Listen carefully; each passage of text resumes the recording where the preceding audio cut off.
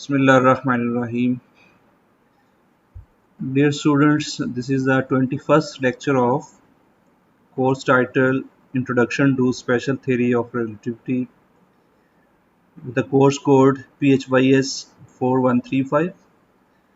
I am your course instructor Dr. Muhammad Azam. Today we will discuss how the components of electric and magnetic field will transform from one frame of reference to another frame of reference, or in other words, whether the components of electric and magnetic field will change its behavior while moving from one frame of reference to another frame of reference. And here we have the same conditions which we are using uh, since the start of special theory of relativity, that we have two frame of reference S and S dash, where S dash is moving along x-axis with uniform velocity. So the idea here is to find out how the components of electric and magnetic fields are transformed as we go from one standard frame of reference S and S dash, that is, given the values of electric and magnetic field in one frame, how do they look in another frame moving past. चूंकि हम इसको देखना चाह रहे हैं कि एक frame of reference से दूसरे फ्रेम ऑफ रेफरेंस में मूव करते वक्त इनका बिहेवियर क्या है, तो टेंसर फॉर्म में हम बड़ी आसानी से इसको चेक कर सकते हैं इन कंपोनेंट्स को। और पिछले लेक्चर में हमने मैक्सवेल इक्वेशंस को इन टर्म्स ऑफ फील्ड टेंसर लिखा, और उससे प्रीवियस लेक्चर में हमने इन कंपोनेंट्स को इन टर्म्स ऑफ फील्ड टेंसर लिखा है। तो हम फील्ड टेंसर को ही यूज़ करते हैं बिकॉज वी नो कि जब फील्ड टेंसर एक फ्रेम से दूसरे फ्रेम में ट्रांसफॉर्म होता है तो उसके ऊपर ट्रांसफॉर्मेशन लॉ हम यूज़ करते हैं, और वो जनरल ट्रांसफॉर्मेशन लॉ है for a tensor of second rank. Obviously second rank होता है तो हमारे पास दो ऑपरेटर यहाँ पे आते हैं, थर्ड रैंक होता है तो वी नो तीन ऑपरेटर आते हैं, इस तरीके से फोर ऑपरेटर आते हैं, और इस तरीके से कंट्रोल कोवेरिएंट के अकॉर्डिंग इसको हम लिख सकते हैं ऑपरेटर्स, और वो ऑब्वियसली लिंक करते हैं between old and new coordinates के दरमियान। ये हम जब इसकी वेरिएशन करेंगे तो ऑब्वियसली पिछले लेक्चर में जब हमने फील्ड टेंसर को डेवलप किया था तो हमने वहाँ पे शो किया था कि ये कंपोनेंट जो है F11 होता है, F12 H3 के इक्वल होता है, तो हम यहाँ पे इन कंपोनेंट्स को बेसिकली ट्रांसफॉर्म करना चाह रहे हैं।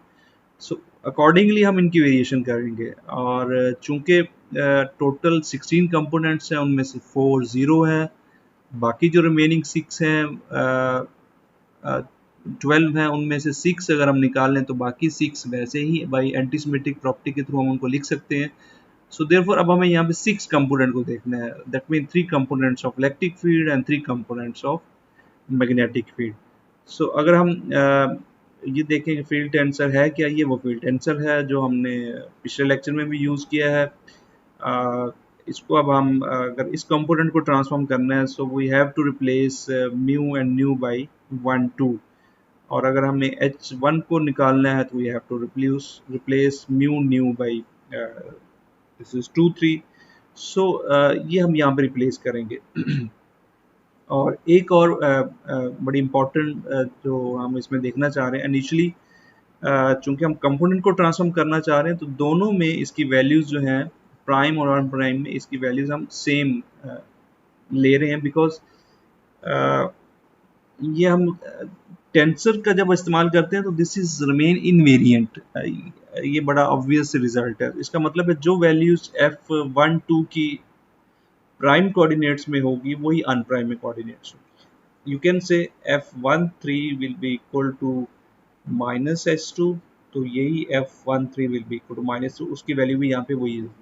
जस्ट ये जो ऑपरेटर हैं ये उसको ट्रांसफॉर्म कर देंगे कि उसका बिहेवियर क्या है, और हम देखेंगे कि कुछ कंपोनेंट्स तो सेम रहेंगे वाइल कुछ कंपोनेंट्स जो है वो अपना बिहेवियर जो है उसको चेंज कर लेते हैं।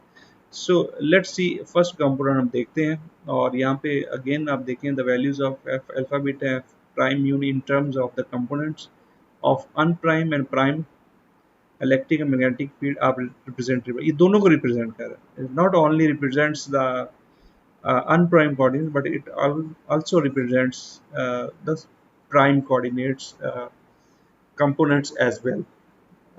रही बात पीछे इन ऑपरेटर्स की, तो इसको भी हम एक मैट्रिक्स से रिप्रेजेंट कर रहे हैं जो कि इन कंपोनेंट्स को रिप्रेजेंट करेगा, और वो ये हमने लिखा है यहाँ पे। ये भी 4/4 है, जैसे फील्ड टेंसर 4/4 है, तो इसकी भी ये वैल्यूज हैं। अगेन यहाँ बीटा के बारे में आपने कंफ्यूज नहीं होना, ये बीटा की वैल्यू वही है 1/1 माइनस v²/c²। इसमें भी देखें तो आपके पास डायगोनल में इसके एलिमेंट्स जो हैं वो नॉन जीरो हैं, दैट इज बीटा 1 बीटा, और बाकी ये आपके पास 1 4 और 4 1 की वैल्यू। बाकी आप ये कह लें कि 6 कंपोनेंट्स जो हैं वो इसके नॉन जीरो हैं, बाकी रिमेनिंग 10 कंपोनेंट्स जो हैं वो इसके जीरो हैं। सो फर्स्ट हम निकालना चाहते हैं 2 3। अब आप अगर मैट्रिक्स पे जाएं तो 2 3 किसको रिप्रेजेंट कर रहा है? 2 3 मीन दिस इज H1, ठीक है। H1 को हम ट्रांसफॉर्म करके देखते हैं कि what will be the value of H1 when it goes from one frame of reference to another frame of reference। Carefully एक अगर आप आसानी से समझ लेंगे तो इस तरीके से बाकी आप आसानी से तमाम 1/1 कंपोनेंट्स को ट्रांसफॉर्म कर सकते हैं। रिमेंबर हमें 6 कंपोनेंट को ट्रांसफॉर्म करना है, 3 components of magnetic field and 3 components of electric field. So first हम ये देखते हैं H1 को हम देखना चाह रहे हैं कि ये कैसे ट्रांसफॉर्म हो रहा है। तो H1 को हमने लिया हुआ है एज ए कंपोनेंट 2 3 के तौर पे। तो जैसे आप देख रहे हैं यहाँ पे कि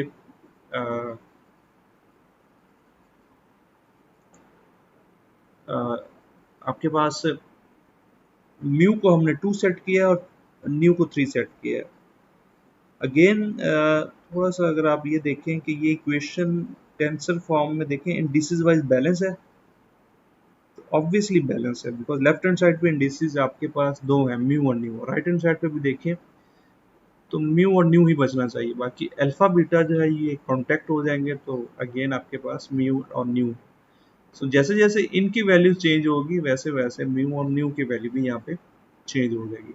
अब आपने लेफ्ट हैंड साइड पे तो रखा है 2 3, सिमिलरली राइट हैंड साइड पे भी 2 3 ही रखा गया, बट अब यहाँ पे अल्फा और बीटा ने वेरी करना है, और अल्फा और बीटा आपकी वो वेरिएशन है 1 2 3 एंड 4।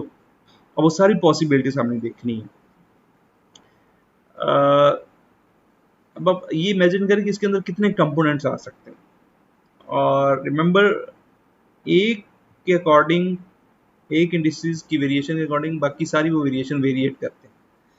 लाइक वंस अगर आप अल्फा 1 रखेंगे you have beta equal to 1 2 3 4, that means we have 4 values of beta। similarly यहाँ पे 1 आया तो बीटा यहाँ पे 4 है, that means alpha equal to 1 के लिए यहाँ पे 4 वैल्यूज आई, और वो 4 वैल्यूज क्या होंगी? A21, और ये A21 तो फिक्स हो गया, बाकी क्या आएगा? ये A31 F, अल्फा को हमने 1 फिक्स किया, बीटा भी 1 आया, F1 1, फिर अल्फा तो 1 ही है, अल्फा 1 फिक्स हो चुका है, बीटा ने अब क्या होना है 2, प्लस के साथ आएगा प्लस A21 A32 F12, और फिर प्लस A23, और इसी तरीके से ये A3 हो जाएगा, और ये इस तरीके से F। इसको मैं थोड़ा आपको शो करवा देता हूँ कि ये कैसे इसको हमने ऑपरेट करना है, और यही इसमें एक ट्रिक है, बाकी सारा आप वैसे इसको लिख सकते हैं। जैसे ये देखें स्टूडेंट्स, ये वो इक्वेशन थी जिसको हम बेसिकली ओपन करना चाह रहे हैं, और मैंने कहा था इसके अंदर 16 कंपोनेंट्स कैसे आएंगे। जैसे मैंने अल्फा 1 यहाँ पे रखा, तो ये 2 1 हो गया। यहाँ पे देखें ये अल्फा की वैल्यू 1 फिक्स हो गई। अब बीटा ने वेरी करना है, beta 1, beta 2, beta 3 and beta 4। तो ये तो अल्फा 1 तो फिक्स कर दिया हमने, इसको मैंने ब्रैकेट से बाहर लिख लिया। बाकी ये सारा देखें, पहले बीटा 1 हुआ, A31 आ गया, F11 आ गया, बिकॉज अल्फा 1 तो ये फिक्स हो चुका है। फिर ये 3 2 बीटा 2 हो गया, और फिर यहाँ पे बीटा 2 हो गया, F12 हो गया। फिर ये A33 बीटा 3 हो गया, यहाँ पे बीटा 13 आ गया। इस तरीके से A34, ये A14 आ जाएगा, ठीक है, बिकॉज अल्फा यहाँ पे फिक्स हो गया। अब ये 4 कंपोनेंट्स आए हैं इस अल्फा इक्वल टू 1 के लिए, ये 1 2 3 एंड 4, प्लस सिमिलरली ऐसे 2। अब हमने अल्फा को 2 फिक्स कर दिया, ठीक है। अब अगेन बीटा की वैल्यू यही रिपीट होगी, लेकिन अब यहाँ पे अब थ्रू आउट आप यहाँ देखें तो F11 यूज हुआ है, 1 2 1 3 1 4, बाकी कंपोनेंट्स यही रहेंगे। ये अब बीटा की जगह क्या आ जाएगा, ए आपके पास 3 2 आ जाएगा, और इसी तरीके से F जो है वो अब आपके पास F अल्फा हमने फिक्स कर चुके हैं 2, बीटा 1 आ जाएगा। सॉरी, यहाँ पे भी पहले अभी बीटा 1 ही आएगा,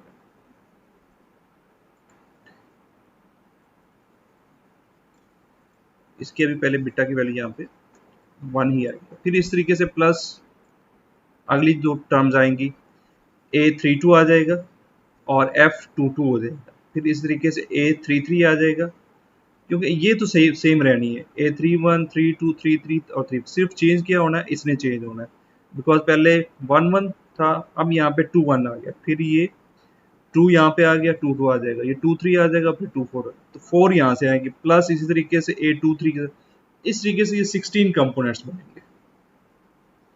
अब उन 16 कंपोनेंट्स की हमें वैल्यूज यूज करनी है यहाँ। अच्छा, अब अगर आप उन 16 कंपोनेंट्स की वैल्यू यूज करें, और वो 16 कंपोनेंट्स आपको कहाँ से मिल रहे हैं, वो इन दो मैट्रिक्स से मिल रहे हैं, एक तो इससे मिल रहे हैं और इससे मिल रहे हैं, बिकॉज इसके अंदर इन्वॉल्व हो रहा है F11 भी इन्वॉल्व हो रहा है, F12 भी इन्वॉल्व हो रहा है, यानी ऑल 16 कंपोनेंट्स एक ही पूरे के पूरे इक्वेशन में यूज होंगे, और इसी तरीके से ये फिक्स होंगे, बिकॉज ये सारे शायद यूज ना हों, बिकॉज इसमें आपके पास A32 A3 2 अल्फा और 3 बीटा था, तो अल्फा और बीटा ने सिर्फ वेरी करना है। यू कैन से ये सेकंड रो इस्तेमाल होगी और ये थर्ड रो इस्तेमाल होगी, यानी A21 A22 23 और 23 4 इस्तेमाल होंगे, A31 A32 A33 और 34 इस्तेमाल होंगे। सो इस तरीके से जब आप यहाँ पे इन सब की वैल्यूज रख लेंगे यहाँ से, तो अब आप देखें कि इस पूरी रो में सिर्फ और सिर्फ A2 नॉन जीरो है और 3 नॉन जीरो है। तो ये अब आप यहाँ पे देखें तो ये देखें सिर्फ वही लिखा गया A22 और 3 बाकी सारे जीरो मैंने वहां से जीरो बनाए। सो ऑल 16 कंपोनेंट में से सिर्फ और सिर्फ आपके पास एक नॉन जीरो कंपोनेंट आया, और इनकी वैल्यू भी देखें तो वो आपके पास 1 1 ही है, जैसे हमने अभी देखी यहाँ पे ये 2 2 की और 3 3 की वैल्यू 1, वो हमने यहाँ पे इंसर्ट कर दी। इस वजह से F23 prime will be equal to F23। तो बाई लॉजिकली देखें तो ये प्राइम और अन प्राइम आपस में इक्वल है, इसका मतलब है H1 prime is equal to H1 है। तो ये शो करता है कि first component of magnetic field जो है वो ट्रांसफॉर्म हुआ है, लेकिन ये कि उसने अपनी शेप जो है वो सेम रखी है, या उसके अंदर चेंजिंग नहीं है। सिमिलरली अब हम नेक्स्ट और देखें तो अब हम 3 1 की तरफ जा रहे हैं, और ये बेसिकली क्रॉसपोंड करता है H2 कंपोनेंट्स को। इसको जब आप करें, अब मैंने बहुत इन शॉर्ट कर दी है, आपके पास 3 1, आपने वही प्रैक्टिस करनी है जो अभी हमने इसको एक्सपेंड किया। अगेन यहाँ पे 16 कंपोनेंट्स आएंगे, उन 16 कंपोनेंट्स को आपने यहाँ पे उनकी वैल्यूज यूज करनी है। वैल्यू यूज करने के बाद ये दो नॉन जीरो आएंगे, और उन दो नॉन जीरो को जब आप यहाँ पे डालेंगे तो आपके पास एक F31 और एक F34 है। 3 1 जो है वो H2 निकला है, और 3 4 जो है वो E3 निकला है। तो इस तरीके से आपके पास ये सेकंड कंपोनेंट आ जाएगा मैग्नेटिक फील्ड का, और आप ये देख सकते हैं कि ये ट्रांसफॉर्म हो गया है। बट ट्रांसफॉर्म हुआ है, एक तो उसके अंदर बीटा फैक्टर आ गया है, और दूसरा उसके साथ एक third component of electric field भी इसके अंदर आ चुका है। सिमिलरली अब ये चूंकि हमने दो निकाले हैं, बाकी आपके पास इस तरीके से चार और बचते हैं। उनमें से तीन कंपोनेंट्स जो हैं वो इलेक्ट्रिक फील्ड के हैं, और एक कंपोनेंट जो है वो मैग्नेटिक फील्ड का। तो H2 और H3 में बड़ी रिजेम्बलेंस है। अगर आप देखें तो H2 के अंदर H2 और E3 इन्वॉल्व है, जबकि H3 के अंदर H3 और E2 इन्वॉल्व है। सिर्फ और सिर्फ फर्क ये है कि वहाँ पे प्लस है और यहाँ पे माइनस है। ये देखिए, यहाँ पे प्लस है और यहाँ पे माइनस आ चुका है। सिमिलरली अगर आप ये देखें कि मैग्नेटिक फील्ड जब हमने निकाला था तो वो H1 prime equal to H1 था, तो आपके पास यही रिजेम्बलेंस यहाँ पे भी है। E1 प्राइम जो है वो इक्वल टू E1 आ चुका है, और इस तरीके से E2 प्राइम जब आप निकालेंगे तो ये भी beta E2 minus V/C H3 आएगा, और ये आपस में एक दूसरे की इनकी रिजेम्बलेंस होंगी E2 और E3 की। तो इस तरीके से आप अगर एक निकाले तो दूसरा सिमिलर भी आप उसको लिख सकते हैं। यानी अगर आपने H2 निकाल लिया है तो H3 के साथ ये सिर्फ 3 से रिप्लेस हो जाएगा, और ये E2 के साथ रिप्लेस हो जाएगा, प्लस माइनस में रिप्लेस हो जाएगी। सिमिलरली अगर आपने E2 निकाल लिया है तो आप E3 को इस तरीके से लिख सकते हैं, बस simple replacing E2 by E3 and H3 by H2, और with positive with negative sign. So इसके अंदर काफ़ी अब चीज़ें इन्वॉल्व हैं, आपको बड़ा केयरफुली इसको निकालना है, और ऐसे ही सारे कंपोनेंट्स आप निकाल लें तो गलती के चांस नहीं रहेंगे। अगर आप इसको ऐसे ही अपरनली करेंगे तो शायद मिस्टेक हो सकती है, बिकॉज बड़ा केयरफुली हमें 16 कंपोनेंट्स में नॉन ज़ीरो कंपोनेंट्स जो है वो निकालने होंगे। तो एक बात बड़ी फैक्ट है कि जब आप E2 E3 या H2 H3 निकालेंगे तो उसके अंदर दो नॉन ज़ीरो कंपोनेंट्स आएंगे, जबकि H1 और H3 में निकालेंगे तो एक ही टर्म्स आपके पास आएगी जो नॉन ज़ीरो के साथ आएगी, और वो आपको यहाँ से रिजल्ट से भी लग रहा है। सो ये स्टूडेंट्स आज का लेक्चर था, इसके अंदर काफ़ी चीज़ें एक्सप्लोर करने वाली हैं। आप बैठें और इन सब चीज़ों को एक्सप्लोर करें, सो ये रिजल्ट्स आपके प्रूफ हो जाएंगे। So thank you very much. इंशाल्लाह नेक्स्ट लेक्चर में हम अगेन इसी को फर्दर और एक्सटेंड करेंगे in order to prove the invariance of electromagnetic field. ये सीक्वेंस है जो हम पिछले कुछ लेक्चर्स से कर रहे हैं। जब हमने फील्ड टेंसर को डेवलप किया, फील्ड टेंसर के बाद हमने उसको ट्रांसफॉर्म किया उन कंपोनेंट्स को, और उससे पहले हमने मैक्सवेल इक्वेशन को फील्ड टेंसर में लिखा था। और नेक्स्ट एक लास्ट लेक्चर इसी से रिलेटेड और एक और होगा जिसमें हम इनवेरिएंट्स निकालेंगे of electromagnetic field tensor. So thank you very much.